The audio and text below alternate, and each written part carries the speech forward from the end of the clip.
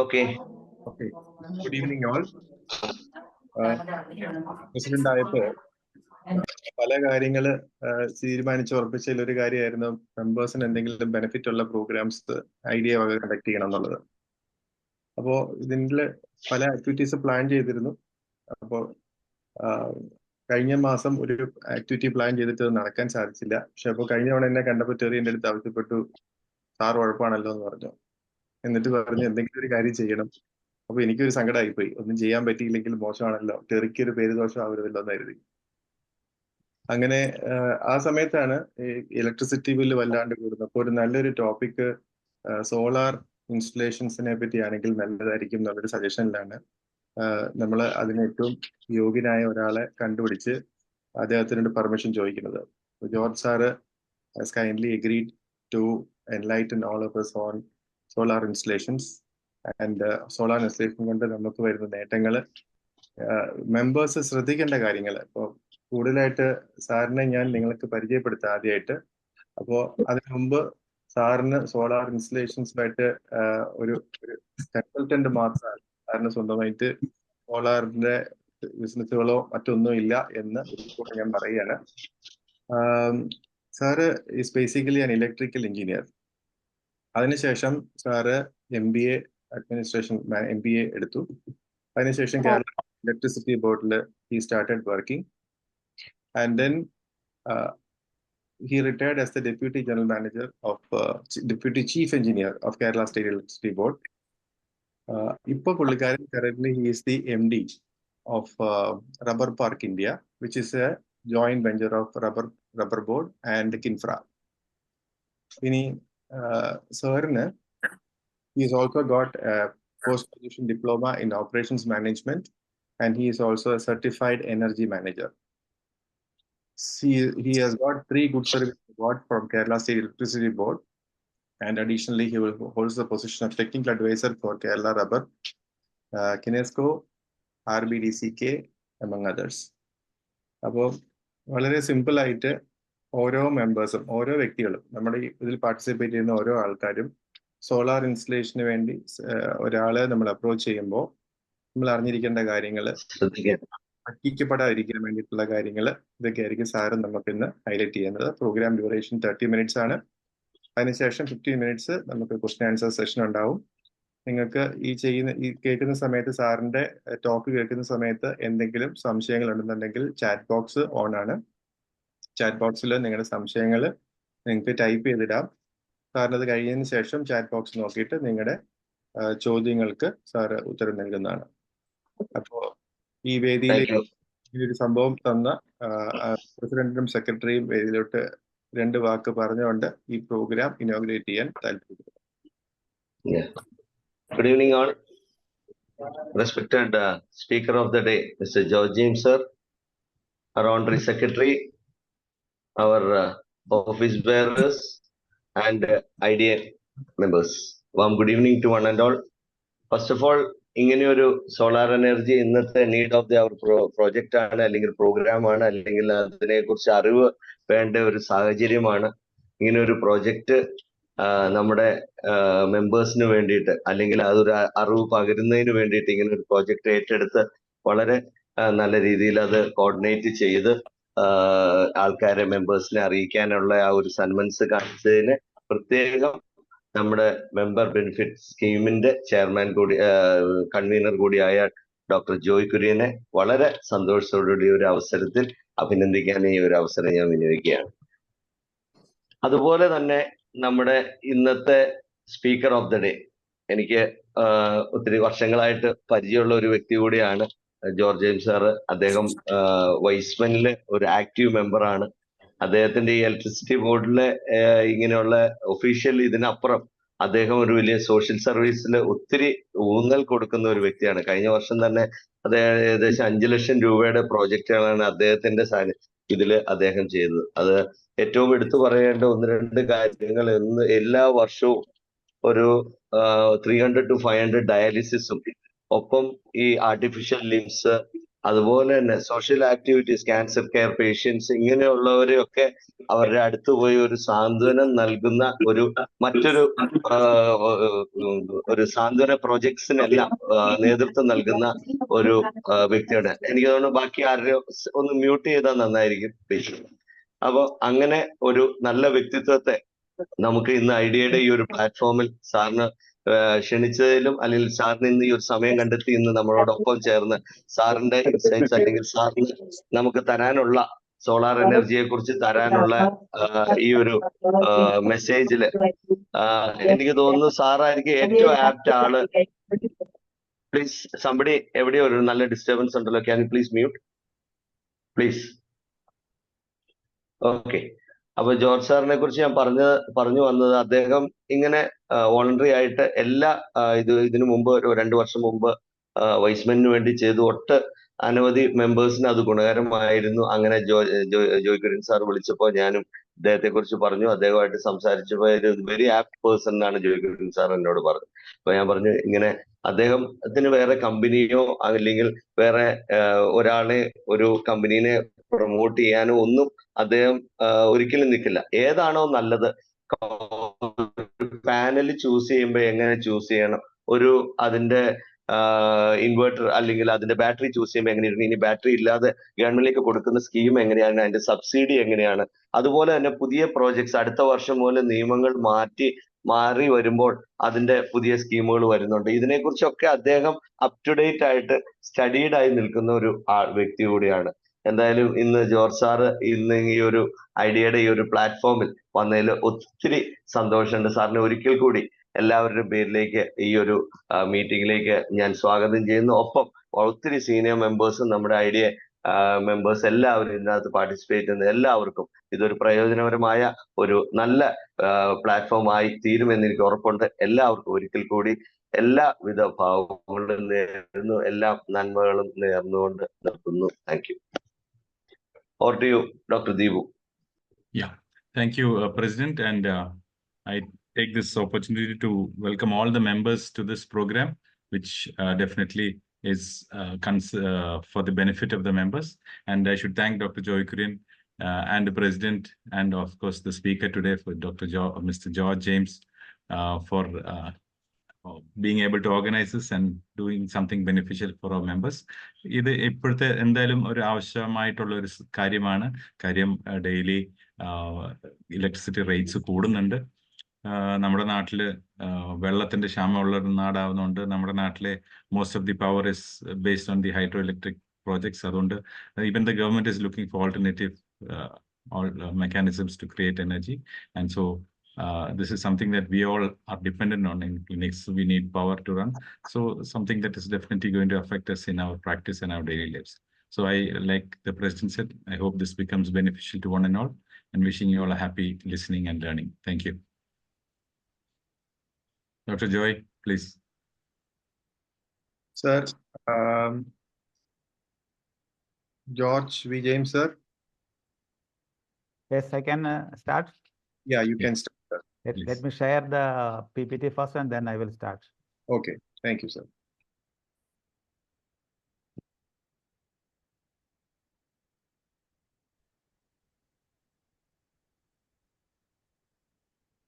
My PPT is visible? It's Yes. visible. Yes, visible. Visible, eh? Yes. And my sound is also clear? Yes, clear, very clear. First of all, thank you very much, President of IDA, Dr. Terry. He's one of my good friends. And Dr. Joy and other office bearers of IDA. First of all, I would like to express my gratitude for giving me an opportunity to share some of my experience in solar power system. I think this is my second time I am presenting these solar power projects to the members of IDA. Anyway, during last 2 years, I think a lot of changes are already happened in the solar sector.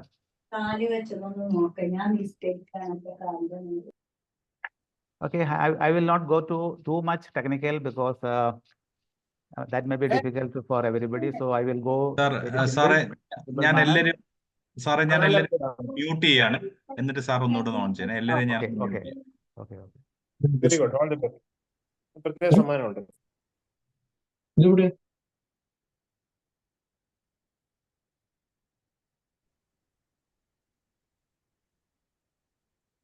Sir. Okay, I can continue.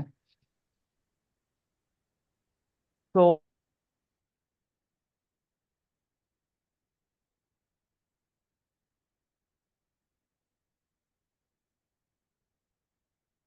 Sir unmute ചെയ്യണേ. okay, ചെയ്തു. Let us have a brief look on what is happening in India.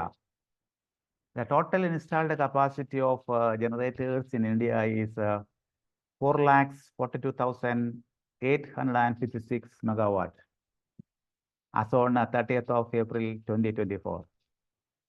Out of which 55% is from thermal power plants, 31.5% from renewable energy, 11% from hydro stations, and 1.7% from nuclear energy.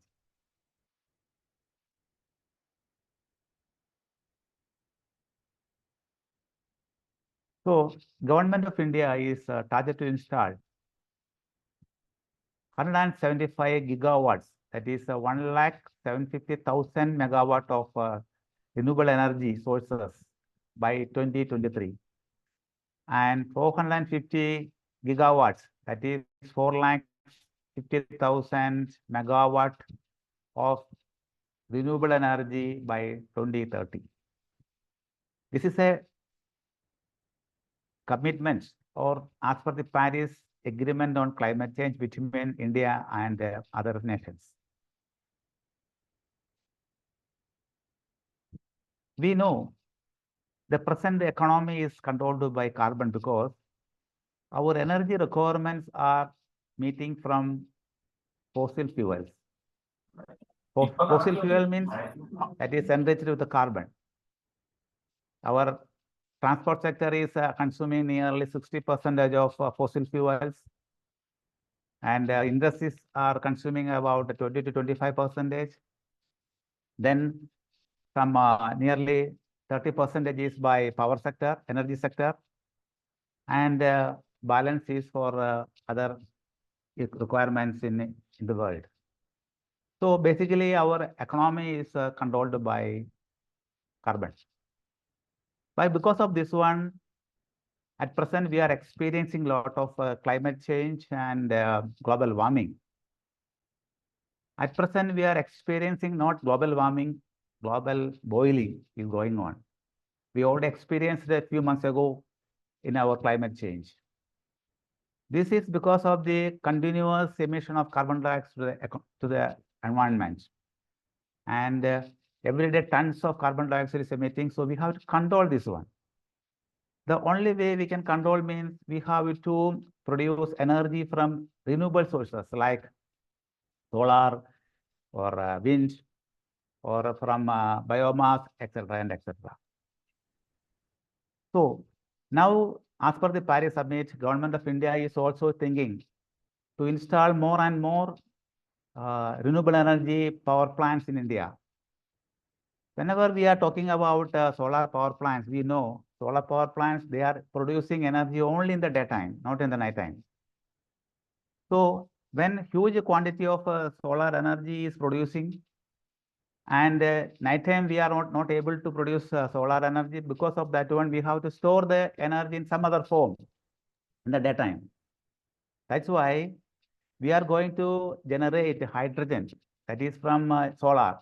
That's why it is called green hydrogen. We are going to produce more and more green hydrogen from solar energy through electrolysis, and then it will be stored and it will be utilized for our vehicles, for fuel cells and other industrial requirements also.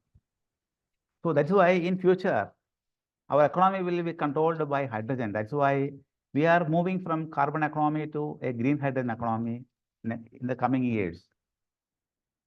So solar energy generated in daytime, we will be converted into hydrogen through electrolysis, and this can be utilized as a fuel cell and also for running our engines, and thereby we can generate more and more electricity. Similarly, in the daytime, we are producing solar energy to be stored in battery storage systems. That is also gaining momentum in India. Myself, in our park is also we are planning to install battery storage systems to meet the power requirement in the peak time, that is from 6 p.m. to 10 p.m. Similarly, pumped storage systems is also another way to store energy, what we are getting from solar in the daytime. In Kerala itself, the factory for manufacturing green hydrogen is already started. There is an agreement between BPCL and CIAL. They already work is already awarded, and within 1 year, production of hydrogen we can expect it from this new factory or new plant in the CIAL. So such activities are going on to promote green hydrogen in India. Similarly, for battery storage systems, we are going to use lithium-ion or sodium-ion batteries, and that energy can be utilized for our night requirements. Compressor air system is also using to meet the peak demand requirements.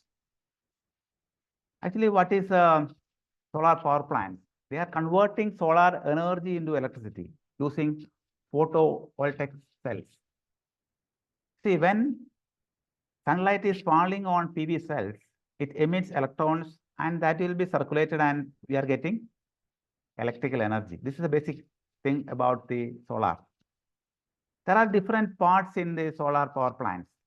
The most important is solar panels, and second is inverter.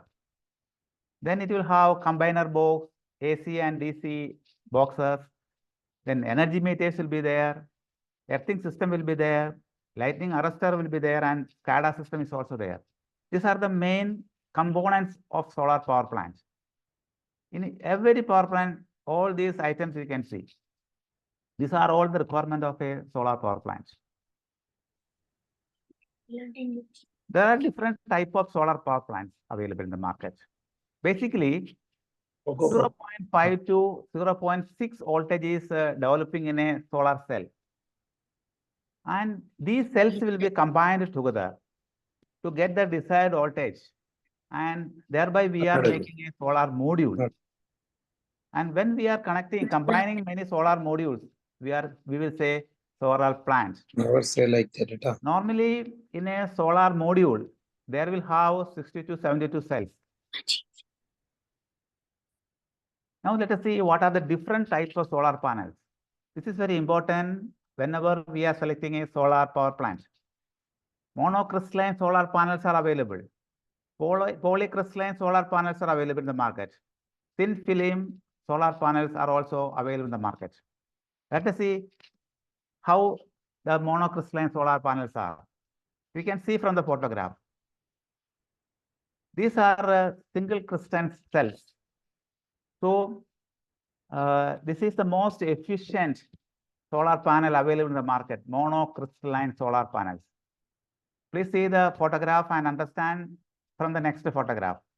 This is polycrystalline solar panels. Its efficiency is slightly lower than monocrystalline panels. നിങ്ങളെ contractor കബളിപ്പിക്കാതിരിക്കാൻ വേണ്ടി പ്രത്യേകം ശ്രദ്ധിക്കുക. ഇതിൻ്റെ രണ്ടിൻ്റെയും structural differences ശ്രദ്ധിക്കുക. If it is not very clear to the consumer or the participant, then they maybe get cheated. ഇതിൻ്റെ മോണോക്രിസ്റ്റലിൻ്റെ cost കൂടുതലാണ്, പോളിക്രിസ്റ്റലിൻ്റെ cost കുറവാണ്. മോണോക്രിസ്റ്റലിൻ്റെ എഫിഷ്യൻസി ഹൈ ആണ്, പോളിക്രിസ്റ്റലിൻ്റെ എഫിഷ്യൻസി കുറവാണ്. So very careful about what we are going to order in our offer. You can see from this one, the difference between left side is monocrystalline, right side is polycrystalline. From here, you can understand the difference between these two. Then thin film, its efficiency is very less. Nowadays, it is rarely using. Then different types of panels we can see from this slide itself. Mono, single cell, and its panel is available at the bottom. Poly, single cell is in the top, and its panel is in the bottom. Similarly, thin films also. Now, in the market, monocrystalline panels are available, and also where more efficient monocrystal panels is also available in the market. Nowadays, mono PERC cell panels are also available. What is mono PERC means? The number of cells will be more in the mono PERC cell panels, and its size is also small compared to normal mono crystalline panels. And similarly, bifacial panels are also available. അതായത് നമ്മുടെ റൂഫിന്റെ മുകളിൽ നമ്മൾ പാനലിൽ ഉപയോഗിക്കുമ്പോൾ താഴെ സൂര്യപ്രകാശം തട്ടിയിട്ട് reflect ചെയ്ത് വരുന്നവർ അബ്സോർവ് ചെയ്യുന്ന രീതിയിലുള്ള പാനൽസ് ഇന്ന് മാർക്കറ്റിൽ അവൈലബിൾ ആണ്. അതിന്റെ എഫിഷ്യൻസി കൂടുതലാണ്. അതിന് ബൈഫേഷ്യൽ പാനൽസ് എന്നാണ് പറയുന്നത്. അപ്പോൾ നല്ല റൂഫ് ടോപ്പിലാണ് നമ്മൾ വെക്കുന്നതെങ്കിൽ let us go for bifacial panel. Its efficiency is high compared to mono PERC panels. Mono PERC panels efficiency is more than that of monocrystalline panels. Okay, this is more important when we are going for installation of solar panels. Next important item is inverters for the solar panels. That is also costly and to be take care while we are selecting inverters also. In the inverters, input is giving us a DC and its output is AC. So AC is the production of solar energy is in DC. That will be converted into AC, and we are using that AC for our requirements. There are different manufacturers in the market is also available. Inverters are available in the market. And how we will select a good quality inverter? We can see different bicycles in the slide. If the bicycle's tire is in a square shape, and then second one is in a oval shape, and third one is a perfect shape, when we are riding the bicycle, the third one will be more comfortable for us. Like that, when the quality of the inverter is good, it is producing good quality of AC supply for our requirements. If it is low, then unwanted heating, so many issues will come to our equipments also. So always select a best quality inverter for our requirements. I'm not going for the specifications. And there are different types of grids. Solar power plants are available. One is called grid connected solar inverter. Second is standalone inverters, and third is hybrid inverters. See, when solar power plant is producing energy in DC, it is coming to the solar inverter. From solar inverter, it is converted into AC, and we are using that power, and whenever there is an excess power, it will be exported to the KSEBL grid. There are different types of arrangements in solar power plants connections. That is called a central inverter. So many things are there. I'm not going to such points. Swing inverter system is also there. Then standalone. Actually, this standalone means in which we are not connecting our solar power plants with the KSEBL grid. Here only charging the battery. This is an older type system of solar power plants. And this is called solar grid hybrid inverters. Here we can charge our battery system as well as we can use the energy to our household or our clinic requirements. And whenever there is excess energy, that will be exported to the KSEB's grid. This is called hybrid inverter system. Combiner box is nothing but if there are a lot of panels are available, we are combining the cables from all the DC cables from all the panels, and then it is putting in one box that is called a combiner box. This is the shape of a combiner box. AC, the output of the inverter will be AC, and that will come to this distribution box, and that then it is going to the consumer's requirements. There are two meters in our premises. One is solar meter, other is energy meter. Solar meter is connected near the inverter, and after that there will be an isolator, and then it will come to the net meter. That can be provided by either KSEB or the consumer. So these two meters will be there. The KSEB is taking reading from the net meter, and that will be the difference between energy used by the consumer from KSEB and the energy exported to the KSEB. That is net metering. Net means import, the difference between import of energy and export of energy. This is all cables and associated arrangements. This type of connectors, MC4 connectors, shall be used for interconnection between various panels. Earthing is also very important as far as a solar plant is concerned. It is required 2 earthing in the DC side and 2 earthing in the AC side, and 1 earthing for the lightning arrestor and 1 earthing for the supporting structure of the panels. So total 6 earthing is required. That is very important matter. We must insist for that one also. This lighting arrestor is sometimes, if the panel number of panels is small, 1 lighting arrestor is enough. If the number of panels is more than 1 lighting arrestor is also required. Solar panel mounting structures.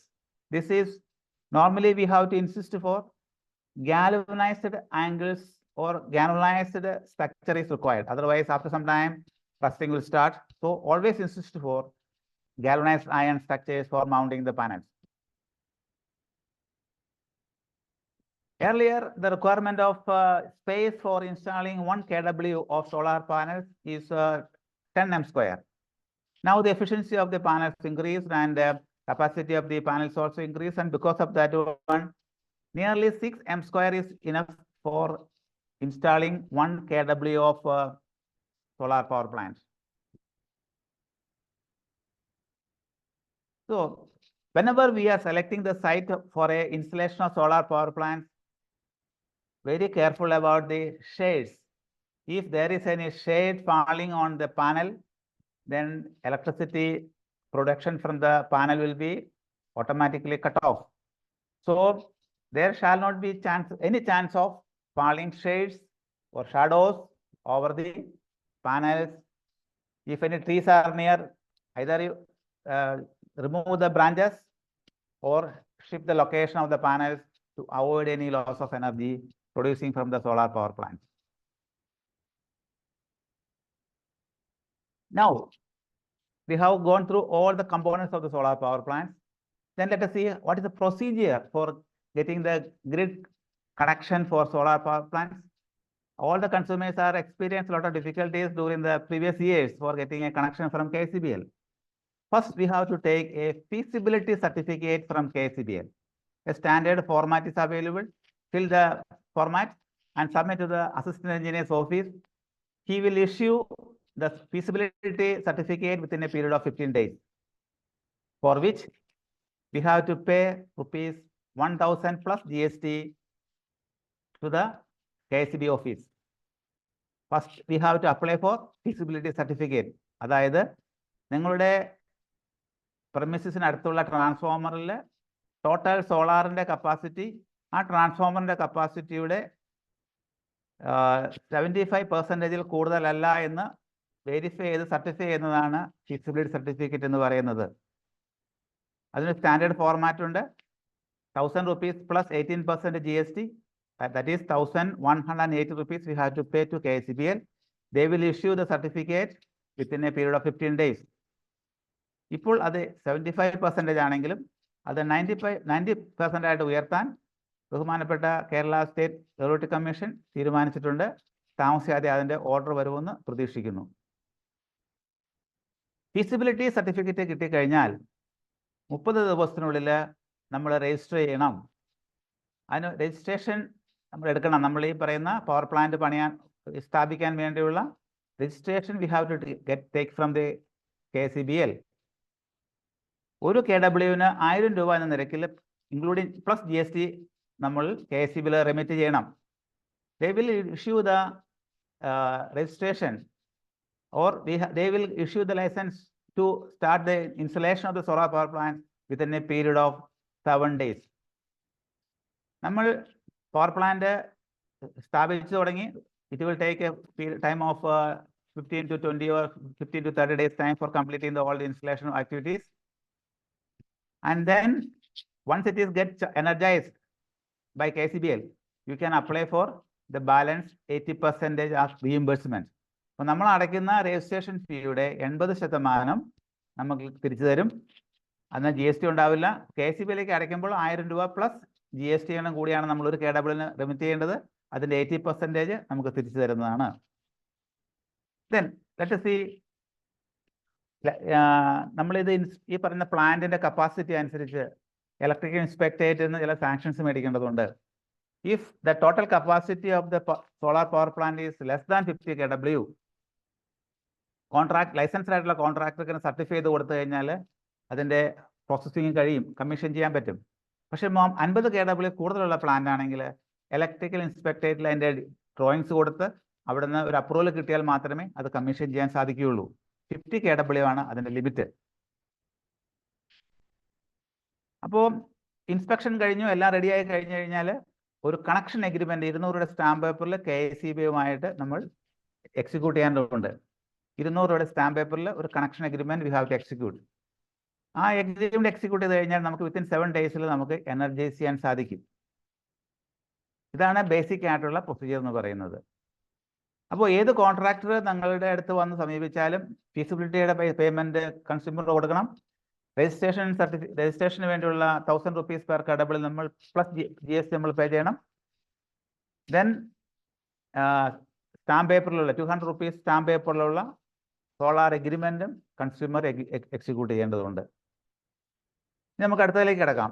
ഒരു domestic consumer ആണെങ്കിൽ maximum 20 kW ആണ് ഉദ്ദേശിക്കുന്നത്, irrespective of their connect load.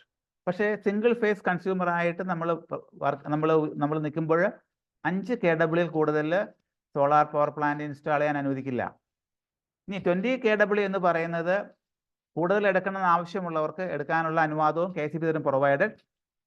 20 kW കൂടുതൽ നമ്മൾ install ചെയ്യുമ്പോൾ KCBയുടെ നെറ്റ്വർക്കിൽ service വയറോ കണ്ടക്ടറോ ഒക്കെ എന്തെങ്കിലുമൊക്കെ മാറേണ്ടതായിട്ടുണ്ട് എങ്കിൽ അതിനാവശ്യമായ ചിലവ് കൂടി ആ കൺസ്യൂമർ വഹിക്കേണ്ടതുണ്ട്. അതുകൊണ്ട് നോർമലി ഒരു ഡൊമസ്റ്റിക് കൺസ്യൂമർക്ക് 20 kW വരെയുള്ള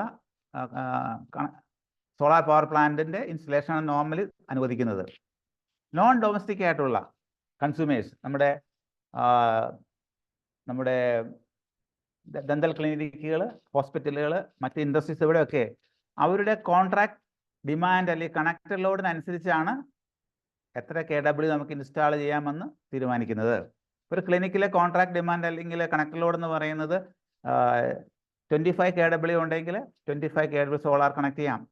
അതിൽ കൂടുതൽ കണക്ട് ചെയ്യണമെങ്കിൽ അനുവാദം കിട്ടും, provided we have to make the payment for the modifications to be done by KCB in the network.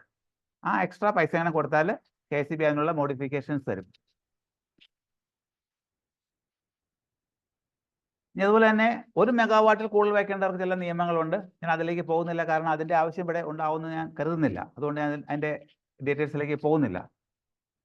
ഇനി 20 kW താഴെ ഇൻസ്റ്റാൾ ചെയ്തിരിക്കുന്ന ഡൊമസ്റ്റിക് ആയിട്ടുള്ള കൺസ്യൂമേഴ്സിന് അവർ രാത്രി കാലങ്ങളിലും വൈദ്യുതി ഈ സോളാർ എനർജി എടുത്ത് ഉപയോഗിക്കുന്നതിന് റെസ്ട്രിക്ഷൻസ് ഒന്നുമില്ല. That is called banking. We are generating solar energy in the daytime and exporting the solar energy to the grid in the daytime. Suppose we are exported 100 units of energy in the daytime to the grid of KCBL. The same can be utilized in the nighttime also, for which there is no need of paying any money to KCB. But if your total connect load is more than 20 kW and your consumption is more than 500 units, there will have some restrictions on the usage of the exported energy. അങ്ങനത്തുള്ള കേസിൽ എന്ന് പറഞ്ഞാൽ നമ്മൾ പകല് 100 unit export ചെയ്തിട്ടുണ്ടെങ്കിൽ രാത്രി 6 മണി മുതൽ വൈകുന്നേരം 6 മണി മുതൽ രാത്രി 10 മണി വരെയുള്ള പീക്ക് ടൈമിൽ 100 യൂണിറ്റ് നമ്മൾ എക്സ്പോർട്ട് ചെയ്തിട്ടുണ്ടെങ്കിൽ പോലും 80 യൂണിറ്റ് മാത്രമേ നമുക്ക് ഫ്രീ ആയിട്ട് ഉപയോഗിക്കാൻ സാധിക്കുകയുള്ളൂ. That is called 80% will be adjusted against the consumption of the peak time. Peak time കഴിഞ്ഞു കഴിഞ്ഞാൽ അത് നോർമൽ റേറ്റ് തന്നെ മുമ്പോട്ട് പോകും. ഇതാണ് ബേസിക്കലി 20 kW കൂടുതലുള്ള അല്ലെങ്കിൽ 500 യൂണിറ്റ്സ് കൂടുതൽ കൺസംഷനുള്ള ഡൊമസ്റ്റിക് കൺസ്യൂമേഴ്സിന് ആപ്ലിക്കബിൾ ആയിട്ടുള്ള നിയമം എന്ന് പറയുന്നത്. ഇനി നമ്മുടെ പുതിയ ഗവൺമെന്റ് ഓഫ് ഇന്ത്യയുടെ സൂര്യഗാർ പദ്ധതി അനുസരിച്ച് 30,000 രൂപ 30,000 rupees per KW up to 2 KW വരെയുള്ളതിന് നമുക്ക് സബ്സിഡി ഉണ്ട്. അതുപോലെ 18,000 per KW if it is up to 3 KW for domestic consumers. ഇത് ഡൊമസ്റ്റിക് കൺസ്യൂമേഴ്സിന് മാത്രമുള്ള ഒരു സബ്സിഡിയാണ്. അതുപോലെ തന്നെ ഒരു ഗ്രൂപ്പ് നമ്മുടെ റെസിഡൻഷ്യൽ ഫ്ലാറ്റുകളിൽ അവിടുത്തെ കോമൺ ആവശ്യങ്ങൾക്ക് അല്ലെങ്കിൽ അസോസിയേഷൻ്റെ ഒരു വില്ലയുടെ ഏരിയയിലൊക്കെയാണ് കോമൺ റിക്വയർമെൻറ്റ്സിനാണെങ്കിൽ അവിടെ കുറച്ചും കൂടി കൺസെഷൻസ് ഉണ്ട്.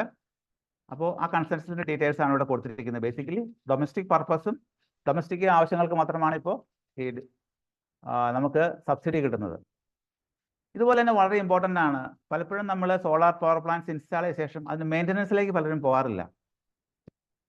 പാനൽ ക്ലീൻ ചെയ്യുന്നത് എപ്പോഴും അതിൻ്റെ എഫിഷ്യൻസിയും അതുപോലെ തന്നെ നോർമൽ പ്രൊഡക്ഷൻസും കിട്ടുന്നതിന് we have to clean the panel as much as possible.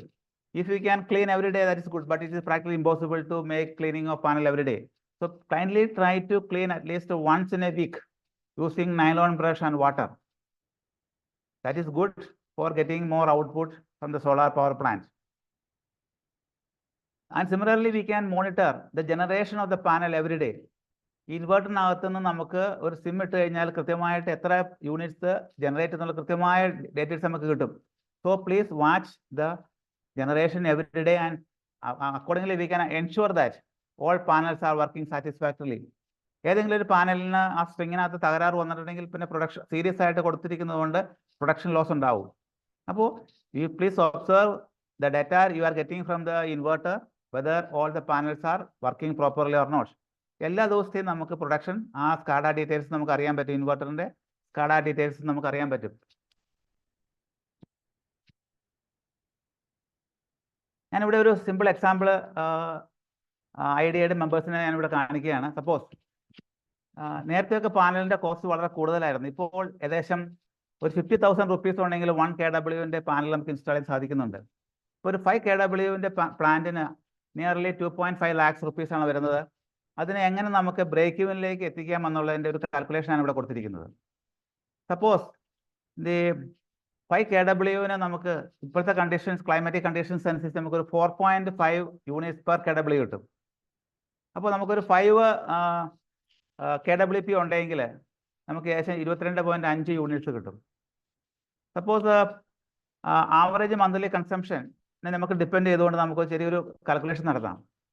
അപ്പോൾ നമുക്ക് ഒരു വർഷം നമ്മുടെ കേരളത്തിൽ മഴ കൂടുതലുള്ളതുകൊണ്ട് നമുക്കൊരു 300 days ആണ് നമ്മൾ ഒരു വർഷം നമുക്ക് സണ്ണി ഡേ ആയിട്ട് നമ്മൾ പ്രതീക്ഷിക്കുന്നത്. ഈ 4.5 അല്ലെങ്കിൽ 5 യൂണിറ്റ്സ് പെർ KWP നമുക്ക് കിട്ടുന്നത് നമുക്കൊരു 300 ദിവസം കിട്ടാൻ സാധ്യതയുള്ളൂ കേരളത്തിൻ്റെ ക്ലൈമാറ്റിക് കണ്ടീഷൻസ് അനുസരിച്ച്.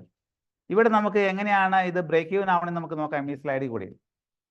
സപ്പോസ് നമ്മുടെ ഒരു ഐഡിയയുടെ ഒരു ക്ലിനിക്കിൽ 750 യൂണിറ്റ്സ് പെർ മന്ത് ആണ് മന്ത്ലി കൺസംഷൻ എങ്കിൽ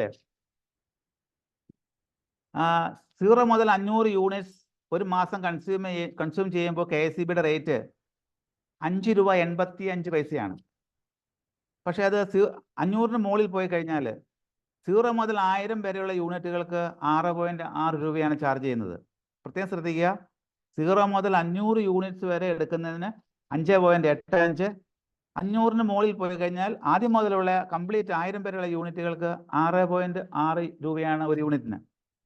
Similarly, if it is more than 1,000, that is then 0 to 2,000 യൂണിറ്റ്സിന് 7.7 rupees ആണ് ചാർജ് ചെയ്യുന്നത്. എബവ് 2,000 യൂണിറ്റ്സ് ആയാൽ 8.6 ആണ് റേറ്റ് എടുക്കുന്നത്. ഇത് കൂടാതെ 10% ഡ്യൂട്ടി ഉണ്ടാവും. പിന്നെ പീരിയോഡിക്കലായിട്ട് ചിലപ്പോൾ ഫ്യൂവൽ സർചാർജ് അങ്ങനത്തെ കാര്യങ്ങളും കയറി വരും. നോർമലി 10% ഡ്യൂട്ടി എപ്പോഴും കൺസ്യൂമർ എടുക്കുന്നുണ്ട്. അപ്പോൾ അങ്ങനെ നോക്കുമ്പോൾ ഒരു 750 യൂണിറ്റ്സ് കൺസ്യൂം ചെയ്യുന്ന ഒരാൾക്ക് ഇയർലി 65,340 റുപ്പീസ് പെർ ഇയർ വരുന്നുണ്ട്. അതുപോലെ ഒരു 1,000 യൂണിറ്റ്സ് പെർ മന്ത് കൺസ്യൂം ചെയ്യുന്ന വ്യക്തിക്കാണെങ്കിൽ 6 രൂപ, ഞാനിവിടെ 60 പൈസയാണ് ഞാനിവിടെ എഴുതിയിരിക്കുന്ന 6 ഉള്ളൂ. 6 രൂപ 60 പൈസ നിരക്കിൽ വരുമ്പോൾ ഏകദേശം 87,120 റുപ്പീസ് വരുന്നുണ്ട്. ഇതുപോലെ നമുക്ക് ഓരോ സ്ലാബിൽ നമുക്ക് കമ്പ്യൂട്ട് ചെയ്യാൻ പറ്റും. അപ്പോൾ നമുക്ക് എത്ര വർഷം കൊണ്ട് നമുക്ക് ഈ പറയുന്ന ബ്രേക്ക് ഈവൻ അച്ചീവ് ചെയ്യാൻ പറ്റും നമുക്ക് വളരെ ഈസി ആയിട്ട് നമുക്ക് കമ്പ്യൂട്ട് ചെയ്യാൻ പറ്റും. അപ്പോൾ നമുക്കിങ്ങനെ ബ്രേക്ക് ഈവൻ എത്ര ഫാസ്റ്റ് ആയിട്ട് നമുക്ക് അച്ചീവ് ആവുന്ന നമുക്ക് അത്രയും ലാഭകരമായിരിക്കും സോളാറിലേക്ക് നമ്മൾ സ്വിച്ച് ഓവർ ചെയ്യുമ്പോൾ.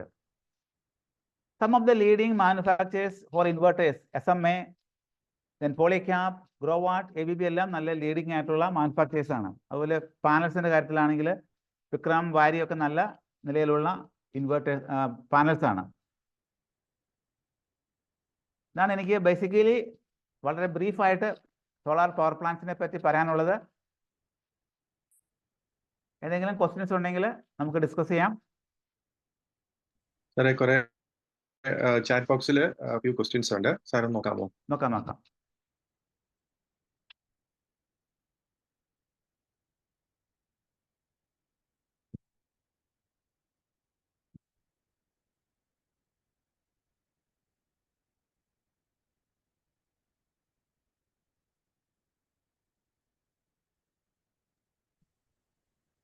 Aditya question, there are some confusion regarding the government policies on solar power. Can you brief about it? First question.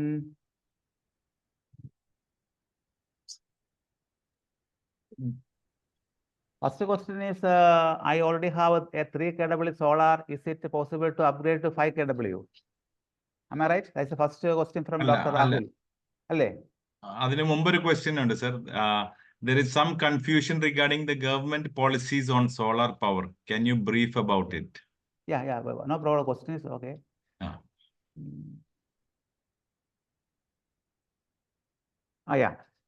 There is some confusion regarding the government policies on solar power. Can you brief it about? Confusion എന്ന് പറയുന്നത് basically ഇപ്പോൾ confusion എന്ന് പറയുന്നത് domestic കൺസ്യൂമേഴ്സിനെ സംബന്ധിച്ച് പറയുകയാണെങ്കിൽ 500 യൂണിറ്റ്സിൽ കൂടുതൽ ഒരു മാസം ഉപയോഗിക്കുന്ന കൺസ്യൂമേഴ്സിന് ടൈം ഓഫ് ദ ഡേ ഒരു ദിവസത്തെ 3 സോണായിട്ട് തിരിച്ചിരിക്കുകയാണ്. രാവിലെ 6 മണി മുതൽ വൈകുന്നേരം 6 മണി വരെ. പിന്നെ സെക്കൻഡ് സോൺ എന്ന് പറയുന്നത് വൈകുന്നേരം 6 മണി മുതൽ രാത്രി 10 മണി വരെ. തേർഡ് സോൺ എന്ന് പറയുന്നത് രാത്രി 10 മുതൽ രാവിലെ 6 മണി വരെ. അതിൽ സെക്കൻഡ് സോൺ വൈകുന്നേരം 6 മണി മുതൽ രാത്രി 10 മണി വരെയുള്ള സമയത്ത് ഒരു ഇൻഡസ്ട്രീസോ അല്ലെങ്കിൽ മറ്റുള്ള സ്ഥാപനങ്ങളിലൊക്കെ ചെയ്യുന്നത് എന്താണെന്ന് ചോദിച്ചാൽ നോർമൽ ഡേ ടൈമിലുള്ള റേറ്റിനേക്കാളും 150 ടൈംസ്, അതായത് 1.5% കൂടുതലാണ് എനർജിയുടെ ചാർജ് ചെയ്യുന്നത്. ആ സെയിം പ്രിൻസിപ്പിളിലാണ് 500 യൂണിറ്റിൽ കൂടുതൽ വൈദ്യുതി ഒരു മാസം ഉപയോഗിക്കുന്ന കൺസ്യൂമേഴ്സിന്റെ താരിഫ് എന്ന് പറയുന്നത്. അപ്പോൾ പകല് ഉള്ള റേറ്റിനേക്കാൾ വളരെ കൂടുതലായിരിക്കും.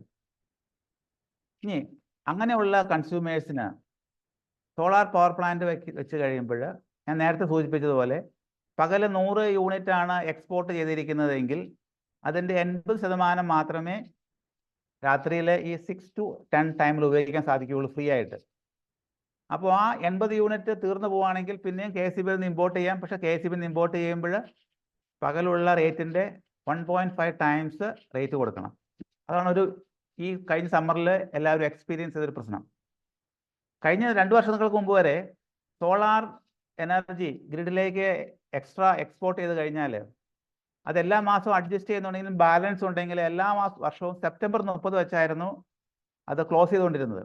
അപ്പോൾ നോർമലി സമ്മർ പീരീഡിൽ എപ്പോഴും കുറച്ച് സോളാർ എനർജി ഉപയോഗിക്കാൻ ബാങ്ക് ഓരോ കൺസ്യൂമേഴ്സിനും അക്കൗണ്ടിലുണ്ടാവും. പക്ഷേ കഴിഞ്ഞ 2 വർഷമായിട്ട് അതിന് മാറ്റം വരുത്തിയിട്ട് April 1 മുതൽ March 31 വരെയാണ് സോളാർ ഇയർ ആയിട്ട് കണക്കാക്കിയിരിക്കുന്നത്. അപ്പോൾ ഏപ്രിൽ മുതൽ ബാലൻസ് വയ്ക്കുന്ന പവർ പിന്നീടുള്ള മാസങ്ങൾ നമുക്ക് ഉപയോഗിക്കാം. അങ്ങനെ വരുമ്പോൾ നോർമലി സമ്മറിൽ മാർച്ചിൽ പല കൺസ്യൂമേഴ്സിനും കൂടുതലായിട്ട് സേവ് ചെയ്യാൻ സാധിക്കാതെ വരുന്നത് കൊണ്ട് അവർക്ക് മാർച്ചിലും ഏപ്രിലും ഒക്കെ കൂടുതൽ കറണ്ട് ചാർജ് വരുന്നതാണ് ഒരു ഇഷ്യൂ ഫീൽ ചെയ്യുന്നത്. മറ്റൊരു ഇഷ്യൂ എന്ന് പറയുന്നത് ഫീസിബിലിറ്റി സർട്ടിഫിക്കറ്റ് തരുമ്പോൾ അവരുടെ പെർമിസസിന് അടുത്തുള്ള ട്രാൻസ്ഫോമറിൽ അതിൻ്റെ 75% മാത്രമേ കപ്പാസിറ്റി വരെ സോളാർ പ്ലാന്റ് ഇൻസ്റ്റാൾ ചെയ്യാൻ അനുവദിക്കുന്നുള്ളൂ. അതൊരു ടെക്നിക്കൽ കാര്യം കൊണ്ടാണ് അങ്ങനെ ചെയ്യുന്നത്. അത് ബഹുമാനപ്പെട്ട റെഗുലേറ്ററി കമ്മീഷന്റെ നിർദ്ദേശം അനുസരിച്ച് അതിപ്പോൾ 90 വരെ ആക്കാനുള്ള നടപടികൾ നടന്നുകൊണ്ടിരിക്കുകയാണ്. ഇനി ഗവൺമെന്റ് ഒരിക്കലും സോളാർ പവർ പ്ലാന്റ് അല്ലെങ്കിൽ KSEB സോളാർ പവർ പ്ലാന്റ് വെക്കണ്ടെന്ന് പറയുന്നില്ല. അത് പ്രൊമോട്ട് ചെയ്യുന്ന ഒരു പോളിസിയാണ് ഗവൺമെന്റ് എടുത്തുകൊണ്ടിരിക്കുന്നത്. എവിടെയാണ് കൺഫ്യൂഷൻ എന്നുള്ളത് ബഹുമാനപ്പെട്ട പാർട്ടിസിപ്പന്റ് പറയുകയാണെങ്കിൽ ഞാനത് കൂടുതൽ ക്ലാരിഫൈ ചെയ്ത് തരാം. Then, is it necessary to have three-phase connection for on-grid connection? Second, Dr. Thomas's question ആണ്. Is it necessary to have three-phase connection for on-grid connection? Three-phase connection ആവശ്യമില്ല. Single-phase connection ഉള്ള കൺസ്യൂമേഴ്സിനും 5 kW വരെ solar power plant install ചെയ്യാനുള്ള permission ഉണ്ട്. അപ്പോൾ three-phase connection ഒരു essential കാര്യമല്ല solar power plant connect ചെയ്യാൻ. Then Dr. John Philip, can we use micro inverters of each phase and its advantages and its disadvantages? ഏറ്റവും കൂടുതൽ life കിട്ടുന്നത് micro ഇൻവെർട്ടേഴ്സിനാണ്. Micro inverters എന്ന് പറയുന്നത് ഓരോ പാനലിലും നമ്മൾ ഇൻവേർട്ട് ചെയ്യുകയാണ് ചെയ്യുന്നത്. സാധാരണ നമ്മുടെ ഇപ്പോൾ ചെയ്യുന്നത് എന്താണെന്ന് വെച്ചാൽ മൈക്രോ അല്ല ഗ്രൂപ്പാണ്. ഇപ്പോൾ ഗ്രൂപ്പ് ആകുമ്പോൾ ആ ഗ്രൂപ്പായിട്ട് പല പാനലിനും കൂടി ഒരു ഇൻവെർട്ടർ വരുമ്പോൾ, സപ്പോസ് നമ്മളൊരു 2 kW ഇൻസ്റ്റാൾ ചെയ്യുമ്പോൾ 2 kW ഒറ്റ ഇൻവെർട്ടർ ഉള്ളതെങ്കിൽ ആ ഇൻവെർട്ടറിന് തകരാറ് വന്നു കഴിഞ്ഞാൽ നമ്മുടെ സോളാർ പവർ പ്ലാന്റ് ജനറേഷൻ മുഴുവൻ ഇല്ലാതായി പോകും. അപ്പോൾ നമ്മളെല്ലാ പാനലിലും ഓരോ പാനലിലും നമുക്ക് സപ്പോസ് 10 പാനലുണ്ട്, 10 പാനലിൽ ഒരു മൈക്രോ ഇൻവെർട്ടർ ഓരോ പാനലിലും ഇൻവെർട്ടർ വയ്ക്കുകയാണെങ്കിൽ ഒരു പാനലിൽ ഇൻവെർട്ടർ ഫെയിലായി അല്ലെങ്കിൽ നമുക്ക് കുഴപ്പമില്ല, ബാക്കി 9 നമുക്ക് ഔട്ട്പുട്ട് കിട്ടും. അപ്പോൾ അതുപോലെ ലൈഫ് കൂടുതലുള്ളത് മൈക്രോ ഇൻവെർട്ടേഴ്സിനാണ്. നോർമലി സാധാരണയുള്ള ഇൻവെർട്ടേഴ്സിന് ഒരു 5 to 8 years ആണ് ലൈഫ് നമുക്ക് പ്രതീക്ഷിക്കാൻ പറ്റുള്ളൂ. അതിൽ കൂടുതലിരിക്കുന്ന സ്ഥലങ്ങളുണ്ട്, പക്ഷേ ജനറലി 5 to 8 years ആണ് പ്രതീക്ഷിക്കുന്നുള്ളൂ. അപ്പോൾ മൈക്രോ ഇൻവെർട്ടേഴ്സിൽ കോസ്റ്റ് കൂടുതലാണ്, പക്ഷേ ലൈഫ് കൂടുതലുണ്ട്. സാധാരണ ഇൻവെർട്ടേഴ്സിൽ കോസ്റ്റ് കുറവാണ്, ലൈഫ് കുറവാണ്. ഇതാണ് അഡ്വാൻറ്റേജസും ഡിസ്അഡ്വാൻറ്റേജസും. Then Dr. Jayakrishnan, what about the connection in rented building? Rented ബിൽഡിങ്ങിൽ നമുക്ക് സോളാർ പവർ പ്ലാന്റ് വയ്ക്കണമെങ്കിൽ നമ്മുടെ പേരിൽ നമുക്ക് വയ്ക്കാൻ പറ്റത്തില്ല. ആരുടെ പേരിലാണോ അവിടുത്തെ ഇലക്ട്രിസിറ്റി കണക്ഷൻ അതിന് ആ വ്യക്തിക്കാണ് സോളാർ പവർ പ്ലാന്റ് വയ്ക്കാനുള്ള ആപ്ലിക്കേഷൻ കൊടുക്കാൻ പറ്റുള്ളൂ. Suppose the clinic is operating in A rental building, the clinic owner, he can apply for a connection, or existing connection can be converted into the owner of the clinic. അങ്ങനെ owner of the ക്ലിനിക്കിലേക്ക് convert ചെയ്ത ശേഷം ownership change ചെയ്തതിന് ശേഷം he can apply for the solar feasibility, he can install the solar power plant there and he can use the same in the rented building. Then what is the difference between grid and on-grid? The question may be like this: what is the difference between off-grid and on-grid? എന്നാണ് എനിക്ക് തോന്നുന്ന question. On-grid എന്ന് പറഞ്ഞാൽ നമ്മുടെ inverter KCB ലൈനുമായിട്ട് direct connect ചെയ്യുന്ന ഒരു സംവിധാനമുണ്ട്. അതിന് പറയുന്ന സിങ്ക്രണൈസേഷൻ എന്നാണ് പറയുന്നത്, ടെക്നിക്കൽ വേർഡ് സിങ്ക്രണൈസേഷൻ. ഇപ്പോൾ KCBയുടെ ഗ്രിഡിലേക്ക് കണക്ട് ചെയ്യുന്ന സംവിധാനം, അതിനാണ് ഓൺ-ഗ്രിഡ് എന്ന് പറയുന്നത്. അപ്പോൾ KCBയുടെ ലൈൻ ഉള്ള സമയത്ത് സോളാർ എനർജി പ്രൊഡ്യൂസ് ചെയ്യും. നമ്മുടെ വീട് അല്ലെങ്കിൽ നമ്മുടെ ക്ലിനിക്കിൽ ആവശ്യത്തിന് അതിനകത്ത് എനർജി എടുക്കും. എക്സ്ട്രാ വരുന്നത് നമ്മൾ KCB ഗ്രിഡിലേക്ക് കൊടുക്കും. അത് നമ്മൾ രാത്രി തിരിച്ച് നമ്മൾ എടുക്കുകയും ചെയ്യുന്നു. അതാണ് ഓൺ ഗ്രിഡ് സിസ്റ്റം എന്ന് പറയുന്നത്. ഓഫ് ഗ്രിഡ് സിസ്റ്റം എന്ന് പറയുന്നത് KCB നെറ്റ്വർക്കായിട്ട് യാതൊരു കണക്ഷനും ഉണ്ടാവില്ല. നമ്മൾ സോളാർ പ്ലാന്റ് ഇൻസ്റ്റാൾ ചെയ്യുന്നു, കൂടാതെ ഒരു ബാറ്ററി കൂടി സ്ഥാപിച്ചിട്ടുണ്ടാവും. അപ്പോൾ സോളാർ പാനലിൽ നിന്ന് ഉൽപ്പാദിപ്പിക്കുന്ന എനർജി ഈ ബാറ്ററിയിലാണ് സ്റ്റോർ ചെയ്യുന്നത്. ആ ബാറ്ററിയിൽ നിന്ന് നമ്മുടെ വീടുകളിലെ ഇൻവെർട്ടറും ആൻഡ് ബാറ്ററി ഉപയോഗിക്കുന്ന പോലെ ആ ബാറ്ററിയിൽ നിന്ന് നമുക്ക് പവർ എടുത്ത് നമ്മുടെ വീടുകളിലെ കാര്യങ്ങൾക്ക് ഉപയോഗിക്കാം. അവിടെ ഒരു ബുദ്ധിമുട്ടെന്ന് പറയുന്നത് ബാറ്ററിയുടെ കോസ്റ്റ് കൂടുതലായിരിക്കും, ചെറിയ മോട്ടറൊക്കെ ഓപ്പറേറ്റ് ചെയ്യാനുള്ള ബുദ്ധിമുട്ടുകളുണ്ടാകും. ലൈറ്റ് ലോഡ്സ് ആണെങ്കിൽ കുഴപ്പമില്ല. ഒരു 1 HP ഒക്കെ പമ്പ് ഓപ്പറേറ്റ് ചെയ്യാൻ നമുക്ക് ബാറ്ററിയിൽ നിന്ന് സാധാരണ ബാറ്ററിയിൽ നിന്ന് സാധിക്കില്ല. അതിന് കപ്പാസിറ്റി കൂടിയ ബാറ്ററി വേണ്ടി വരും. അപ്പോൾ വീണ്ടും കോസ്റ്റ് കൂടും. Next is Dr. Rahul. I already have a 3 kW solar. Is it possible to upgrade it to 5 kW? Doctor രാഹുലിൻ്റെ ഇപ്പോഴത്തെ സോളാർ പവർ പ്ലാന്റിൻ്റെ ഇൻവേർട്ടറിൻ്റെ കപ്പാസിറ്റി നോക്കണം. പല സ്ഥലങ്ങളിൽ നമ്മൾ എപ്പോഴും ഇൻവേർട്ടറിൻ്റെ കപ്പാസിറ്റി അല്പം ഡിസൈൻ ചെയ്യുമ്പോൾ അല്പം കൂടുതൽ വയ്ക്കാറുണ്ട്, ഫ്യൂച്ചർ എക്സ്പാൻഷനെ കൺസിഡർ ചെയ്തുകൊണ്ട്. അപ്പം അങ്ങനെ 5 kW 3 kW എന്നുള്ളത് കപ്പാസിറ്റിയാണ് ഇൻവേർട്ടറിന് ഉള്ളതെങ്കിൽ നമുക്ക് 5 ആക്കാൻ ബുദ്ധിമുട്ടുണ്ട്. അതിന് സെപ്പറേറ്റ് പാനലും സെപ്പറേറ്റ് ഇൻവേർട്ടറും വേണ്ടി വരും. അല്ല, അതിന് 5 kW കപ്പാസിറ്റി ഉണ്ടെങ്കിൽ നമുക്ക് 5 kW ആയിട്ട് അപ്ഗ്രേഡ് ചെയ്യുന്നതിന് യാതൊരു ബുദ്ധിമുട്ടുമില്ല. ഇത്രയും ക്വസ്റ്റ്യൻസ് ആണ് ഞാൻ chat. Okay, can we transfer the excess produced electricity from house to our rented clinic? നമ്മുടെ വീട്ടിൽ നിന്ന് എറണാകുളത്തുള്ള നമ്മുടെ വീട്ടിൽ സർപ്ലസ് ആയിട്ട് സോളാർ എനർജി ഉണ്ടെങ്കിൽ കോഴിക്കോടോ കാസർഗോഡോ ട്രിവാൻഡ്രത്തുള്ള മറ്റൊരു ക്ലിനിക്കിലേക്ക് നമുക്ക് ട്രാൻസ്ഫർ ചെയ്യാൻ ഒരു കുഴപ്പമില്ല, പ്രൊവൈഡഡ് കോഴിക്കോടോ കണ്ണൂരുള്ള ക്ലിനിക്കിലെ ഇലക്ട്രിസിറ്റി കണക്ഷൻ കൺസ്യൂമർ അഡ്രസ്സ് എന്ന് പറയുന്നത് നമ്മുടെ വീട്ടിലെ സെയിം അഡ്രസ്സ് ആയിരിക്കണം. സെയിം അഡ്രസ്സുള്ള എറണാകുളത്തെ കൺസ്യൂമർക്ക് സെയിം അഡ്രസ്സിൽ കോഴിക്കോടോ ട്രിവാൻഡ്രോ കാസർഗോഡോ ഉള്ള ക്ലിനിക്കിലേക്ക് ഇവിടെ സർപ്ലസ് ഉള്ള എനർജി ഉപയോഗിക്കാൻ സാധിക്കും. അതിന് നിയമം അനുവദിക്കുന്നുണ്ട്. Your suggestions regarding SBI loan for solar power plant installation. എൻ്റെ അറിവനുസരിച്ച് SBI ലോണിന് 7 to 8% ഇൻട്രസ്റ്റ് ഉണ്ട്.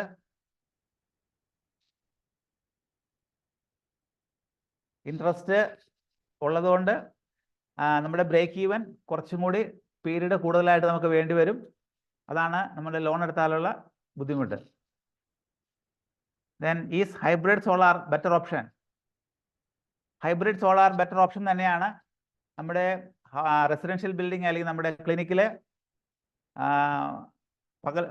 ഡേ ടൈമിലുള്ള എനർജി റിക്വയർമെൻറ്റിനൊപ്പം തന്നെ കൂടുതലായിട്ട് ഉൽപ്പാദിപ്പിക്കുന്ന എനർജി നമുക്ക് ബാറ്ററി സ്റ്റോർ ചെയ്യാനും അത് നമുക്ക് രാത്രിയിലെ റിക്വയർമെൻറ്റിന് വേണ്ടി 6 to 10 സമയത്ത് നമുക്ക് റിക്വയർമെൻറ്റിന് വേണ്ടി ഉപയോഗിക്കാനും സാധിക്കും. നല്ലൊരു ഓപ്ഷനാണ്. പക്ഷെ ആ ഹൈബ്രിഡ് സിസ്റ്റത്തിന് KSEB അപ്രൂവൽ കൊടുക്കുന്നതേ ഉള്ളൂ. അത് കൂടുതലായിട്ട് റണ്ണിങ് ആയിട്ടില്ല. It will take time for getting approval from KSEB four approval of the hybrid system. ഈ അവസരത്തിൽ ഞാൻ വേറൊരു കാര്യം സൂചിപ്പിക്കാൻ ആഗ്രഹിക്കുകയാണ്. മിക്ക ക്ലിനിക്കിലൊക്കെ ഇലക്ട്രിസിറ്റി ഇന്ററപ്ഷൻസ് ഒഴിവാക്കാൻ വേണ്ടി ഡീസൽ ജനറേറ്റർ ഉപയോഗിക്കുന്നുണ്ട്. 2016 സെൻട്രൽ ഇലക്ട്രിസിറ്റി അതോറിറ്റിയുടെ ഒരു റെഗുലേഷൻസ് അനുസരിച്ച് 7 വർഷത്തിന് ഡീസൽ ജനറേറ്റർ ഉപയോഗിക്കണമെങ്കിൽ സ്റ്റേറ്റിലുള്ള റെഗുലേറ്ററി അതോറിറ്റി ചില ഓർഡറുകൾ പുറപ്പെടുവിക്കണമെന്ന് പറഞ്ഞിട്ടുണ്ട്. അപ്പോൾ 7 വർഷം എന്ന് പറഞ്ഞാൽ ഇപ്പോൾ 7 വർഷം ആകുന്നു. താമസിയാതെ വേണമെങ്കിൽ ഡീസൽ ജനറേറ്ററിന്റെ ഉപയോഗം നിയന്ത്രിക്കാൻ ബഹുമാനപ്പെട്ട ഹോണറബിൾ സ്റ്റേറ്റ് അതോറിറ്റി കമ്മീഷൻ സാധിക്കും. അപ്പോൾ എന്തിനാണിത് ഈ നിയമം എന്ന് ചോദിച്ചാൽ കാർബൺ കുറയ്ക്കുക എന്നുള്ളതാണ്. എന്തായാലും അടുത്തൊരു കുറച്ച് സമയത്തിനുള്ളിൽ ഡീസൽ ജനറേറ്റർ ഉപയോഗിക്കുന്നതിൻ്റെ നിയന്ത്രണം ഉണ്ടാവുന്നുള്ള യാതൊരു സംശയമില്ല.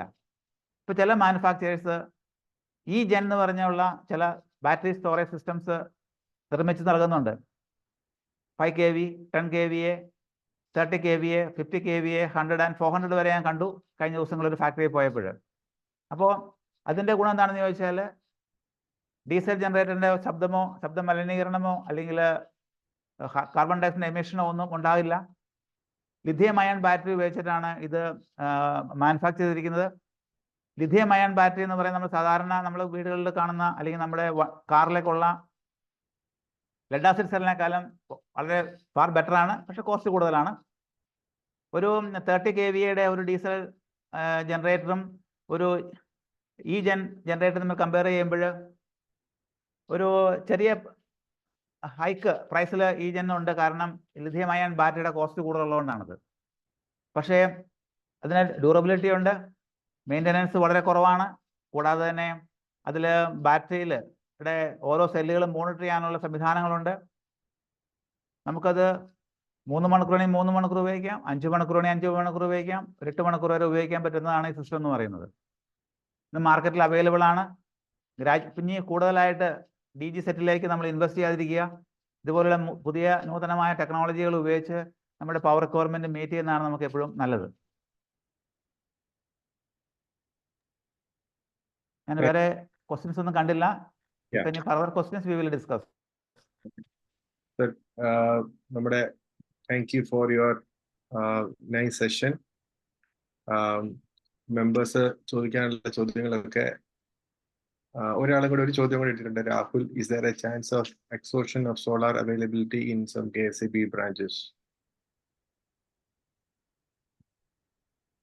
Question, is there a chance of exhaustion of solar availability in some KSEB branches?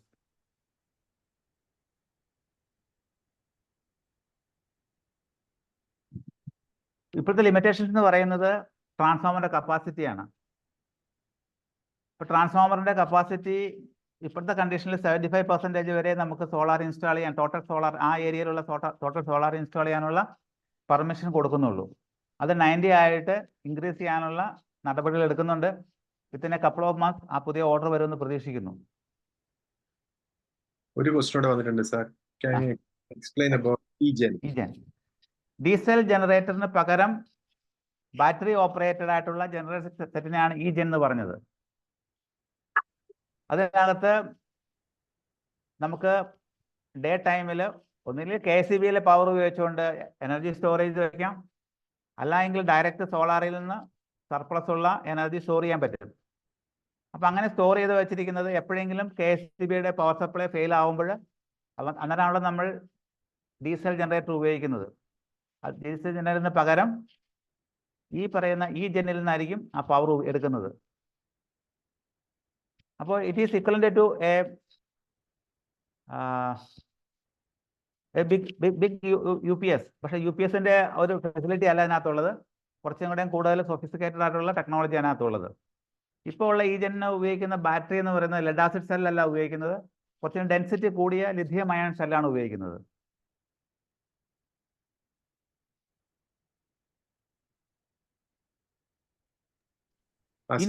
ഇൻവെർട്ടറും കൂടി അതിനകത്ത് ഒരു പാർട്ടാണ് ഈ പറയുന്ന e-genനകത്ത്. ഇൻവെർട്ടറും കൂടി ഒരു പാർട്ടുണ്ട്. കാരണം ഇൻവെർട്ടർ ഇല്ലാതെ പറ്റത്തില്ലല്ലോ e-genന്. കാരണം AC എടുത്ത് DC ആയിട്ട് സ്റ്റോർ ചെയ്യേണ്ടത് ബാറ്ററിയിലാണ്. അപ്പോൾ ആ ഇൻവെർട്ടർ കൺവെർട്ടർ ഫെസിലിറ്റി ഇതിനകത്ത് ഉണ്ടാകും. കൂടാതെ കപ്പാസിറ്റി കൂടുതലാണെങ്കിൽ 30-50 kVA ഒക്കെ ഉണ്ടെങ്കിൽ ബാറ്ററി മോണിറ്റർ ചെയ്യാനുള്ള ബാറ്ററി മോണിറ്ററിംഗ് സിസ്റ്റം അതിനകത്തുണ്ടാവും. BMS എന്ന് പറയും, BMS അതിനകത്തുണ്ടാവും. അപ്പോൾ ഓരോ ബാറ്ററി ബാങ്കിൻ്റെയും വോൾട്ടേജ്, ടെമ്പറേച്ചർ ഒക്കെ മോണിറ്റർ ചെയ്യാൻ സംവിധാനങ്ങൾ അതിനകത്തുണ്ടാവും. സോളാറിൽ നമുക്ക് ഡയറക്റ്റ് ഇതിനകത്ത് സ്റ്റോർ ചെയ്യാനുള്ള ഫെസിലിറ്റിയും ഉണ്ടാവും അതിനകത്ത്. അപ്പോൾ നമുക്ക് രാത്രി കാലങ്ങളിലും വേണമെങ്കിൽ KCB സപ്ലൈ ഇല്ലാത്ത സമയത്തോ അല്ലെങ്കിൽ പീക്കിൽ നമ്മുടെ ഈ സോളാറിൽ നിന്ന് സ്റ്റോർ ചെയ്ത എനർജി നമുക്ക് ഇവിടെ എടുത്ത് ഉപയോഗിക്കാൻ സാധിക്കും. So it can be charged either from KCB or from the solar. Thank you so much, sir. Thank you, participants, and thank you, IDA. ഒരു വാക്ക് കൂടെ പറയട്ടെ സാറേ. നമ്മൾ സോളാർ പ്ലാന്റ് ഇൻസ്റ്റാൾ ചെയ്യുമ്പോൾ ഓഫറുകൾ നമ്മളൊരു സ്പെസിഫിക്കേഷൻസ് എഴുതി കോൺട്രാക്ടേഴ്സിന് കൊടുക്കുക. അപ്പോൾ അങ്ങനെ കൊടുക്കുമ്പോൾ പല കോൺട്രാക്ടേഴ്സിന് കൊട്ടേഷൻസ് മേടിക്കുമ്പോൾ യൂണിഫോം ആയിട്ടുള്ള കൊട്ടേഷൻസ് കിട്ടും. അപ്പോൾ അങ്ങനെ യൂണിഫോം ആയിട്ടുള്ള കൊട്ടേഷൻസ് കിട്ടുമ്പോഴാണ് നമുക്ക് എപ്പോഴും ഒരു കോമൺ കമ്പാരിസൺ നമുക്ക് സാധിക്കുകയുള്ളൂ. ഒരേ ഫ്ലാറ്റിന് നമുക്ക് കമ്പയർ ചെയ്യാൻ പറ്റുള്ളൂ കോസ്റ്റ്. ഞാൻ നമ്മുടെ ജോയ് സാറിന് ഒരു സാമ്പിൾ അയച്ചു കൊടുക്കാം. ആ സാമ്പിൾ നിങ്ങൾക്ക് റെഫറൻസ് ആയിരിക്കും. നിങ്ങൾ അതനുസരിച്ച് ഓഫറുകൾ മേടിക്കുക പല കോൺട്രാക്ടേഴ്സിൻ്റെ അടുത്ത്. അപ്പോൾ അങ്ങനെ മേടിക്കുമ്പോൾ നമുക്ക് യൂണിഫോം ആയിട്ടുള്ള ഓഫറുകൾ കിട്ടും, യൂണിഫോം സ്പെസിഫിക്കേഷൻസിലുള്ള ഓഫറുകൾ കിട്ടും. അതിൽ ഏറ്റവും എക്കണോമിക്കലായിട്ടുള്ള നമുക്ക് സെലക്ട് ചെയ്യാൻ സാധിക്കും. What will be the cost of 30 kVA e-gen? ഞാൻ ഈയിടെ ഒരു ഓഫർ മേടിച്ചിരുന്നു, ഒരു ബജറ്ററി ഓഫർ മേടിച്ചിരുന്നു. അതിൻ്റെ കോസ്റ്റ് 18,000 rupees ആയിരുന്നു. നെഗോഷിയേറ്റ് ചെയ്താൽ താഴെ വരുന്നതാണ് എൻ്റെ പ്രതീക്ഷ. ഒരു ബജറ്ററി ഓഫറായിട്ട് ഒരു എസ്റ്റിമേറ്റ് ഉണ്ടാക്കാൻ വേണ്ടിയാണ് ഞാൻ ഈയിടെ ഒരു e-genൻ്റെ ഒരു ഓഫർ മേടിച്ചത്. 18,000 ആയിരുന്നു അതിൻ്റെ cost, using lithium ion battery. 30 kW for 3 hours ആണ് അതിൻ്റെ റേറ്റിംഗ്. 30 kW for 3 hours. ഇപ്പോൾ ഡീസൽ വേണ്ട, ഡീസലിൻ്റെ മെയിൻ്റനൻസ് അതുപോലെ പീരിയോഡിക്കലായിട്ടുള്ള മെയിൻ്റനൻസ് തുടങ്ങിയ കാര്യങ്ങളെല്ലാം e-gen വരുമ്പോൾ നമുക്ക് ഒഴിവാക്കാൻ സാധിക്കും. Thank you, sir. Thank you so much for your valuable time. സാറിന്റെ വലിയ തിരക്കിനിടയ്ക്ക് ഞങ്ങൾക്ക് വേണ്ടിയിട്ട് ഏകദേശം 1 മണിക്കൂറോളം സമയം ചെലവാക്കിയതിൽ IDAയുടെ ഭാഗത്തു നിന്ന് ഉള്ള നന്ദി ഈ സമയത്ത് ഞങ്ങൾ രേഖപ്പെടുത്തുന്നു. അതോടൊപ്പം തന്നെ ഇങ്ങനെയുള്ള ഒരു പ്രോഗ്രാം ഇനിഷ്യേറ്റ് ചെയ്ത president, secretary, state office bearers എല്ലാവർക്കും നന്ദി അറിയിക്കുന്നു. എന്തെങ്കിലും സംശയങ്ങൾ ഇത് സംബന്ധമായിട്ടുണ്ടെന്നുണ്ടെങ്കിൽ നിങ്ങൾക്ക് ഞാനുമായിട്ടോ അല്ലെങ്കിൽ സ്റ്റേറ്റ് ഓഫീസുമായിട്ടോ ബന്ധപ്പെട്ടിട്ട് we will help you to clarify your doubts regarding this program. Programme recorded ആണ്. അതുകൊണ്ട് എന്തെങ്കിലും ഒരു റിപ്പീറ്റ് ടെലികാസ്റ്റോ അല്ലെങ്കിൽ എന്തെങ്കിലും വേണമെന്നുണ്ടെങ്കിൽ അത് വേണമെങ്കിലും അതിനുള്ള സൗകര്യങ്ങളും സ്റ്റേറ്റ് ഓഫീസ് റെഡിയാക്കിയിട്ടുണ്ട്. ഇനി സ്റ്റേറ്റ് സെക്രട്ടറിയോട് ഒരു വാക്ക് താങ്ക്സ് പറഞ്ഞ് നന്ദി പ്രോഗ്രാം അവസാനിപ്പിക്കാൻ ആവശ്യപ്പെടുന്നു. ഒരു കാര്യം കൂടി ഞാനൊന്ന് പറഞ്ഞോട്ടെ, sorry for the interruption. Oh, no problem. Please. ആർക്കെങ്കിലും എന്തെങ്കിലും സംശയങ്ങളുണ്ടെങ്കിൽ ഓഫീസ് ബെയറേഴ്സുമായിട്ട് കമ്മ്യൂണിക്കേറ്റ് ചെയ്ത് കഴിഞ്ഞാൽ ഞാൻ അതിന് ക്ലാരിഫിക്കേഷൻസ് തരാം. സന്തോഷമേ ഉള്ളൂ. എൻ്റെ ഈ താല്പര്യം എന്ന് പറയുന്നത് ഗ്രീൻ എനർജി പ്രൊമോഷനാണ്. അപ്പോൾ അതുകൊണ്ട് ആർക്കെങ്കിലും എന്തെങ്കിലും സംശയങ്ങളുണ്ടെങ്കിൽ ക്ലാരിഫിക്കേഷൻസ് വേണമെന്നുണ്ടെങ്കിൽ ജോയ് സാർ വഴിയോ അല്ലെങ്കിൽ മറ്റു ഓഫീസ് ബെയറേഴ്സ് വഴിയോ കോൺടാക്ട് ചെയ്ത് കഴിഞ്ഞാൽ ഞാൻ അതിന് ക്ലാരിഫിക്കേഷൻസ് തരാം. സപ്പോർട്ട് ചെയ്യാൻ എപ്പോഴും തയ്യാറാണ്. വോളണ്ടറി ആയിട്ട് സപ്പോർട്ട് ചെയ്യാൻ എപ്പോഴും തയ്യാറാണ്. Thank you. Yes. Thank you, sir, for showing us that green energy is an option and trying to convince us to use more eco-friendly means of using energy. Definitely, in the coming world, pollution idellam kuda varumbol തീർച്ചയായിട്ടും we as responsible citizens should also explore the other options available to us. There is definitely an informative session. For me, I learned a lot of things. So thank you so much. And on behalf of the association and all the members, thank you for this wonderful presentation. In future, depending on the feedback, in future, sir, I would request you to please maybe join us for a session sometime in the future also. Thank you, sir, once again. And thanking all the participants who took their time off to listen to this program, attend this program. Thank you all, one and all. Thank you very much. And especially Dr. Joy Kurian and his committee for this innovative idea and bringing this project. Thank you very much. Good night. Thank you, sir. Thank you, sir.